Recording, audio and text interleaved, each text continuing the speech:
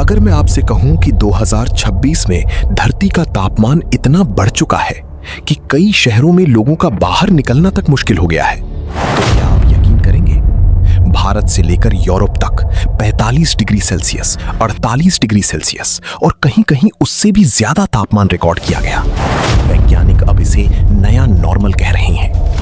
लेकिन सवाल ये है, आखिर 2026 इतना खतरनाक क्यों बन गया? और क्या आने वाले साल इससे भी ज्यादा डरावने होंगे? 2026 में पूरी दुनिया ने लगातार एक्सट्रीम हीट का सामना किया। ब्रिटेन, फ्रांस और स्पेन जैसे ठंडे देशों में भी तापमान 35 से 38 डिग्री तक पहुंच गया। वहीं भारत और पाकिस्तान के कई इलाकों में तापमान 44 से 48 डिग्री के बीच रिकॉर्ड किया गया। साइंटिस्ट्स के मुताबिक धरती का औसत तापमान अब प्री इंडस्ट्रियल लेवल से लगभग 1.4 डिग्री सेल्सियस से ज्यादा ऊपर पहुंच चुका है।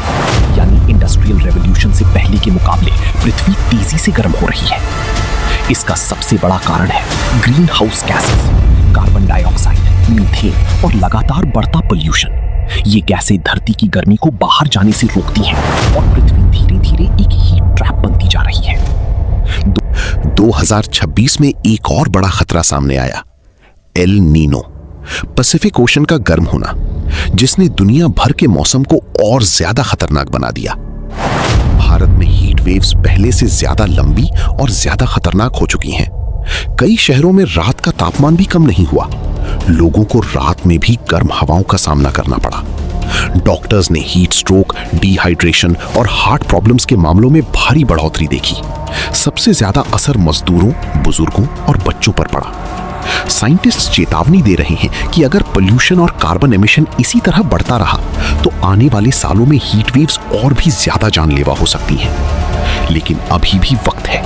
पेड़ लगाना, इलेक्ट्रिसिटी बचाना और पोल्यूशन कम करना, ये छोटे कदम भविष्य को बदल सकते हैं। क्योंकि सवाल सिर्फ गर्मी का नहीं है, सवाल आने वाली पीढ़ियों के भविष्य का है। धरती लगातार गर्म हो रही है और 2026 शायद सिर्फ शुरुआत है।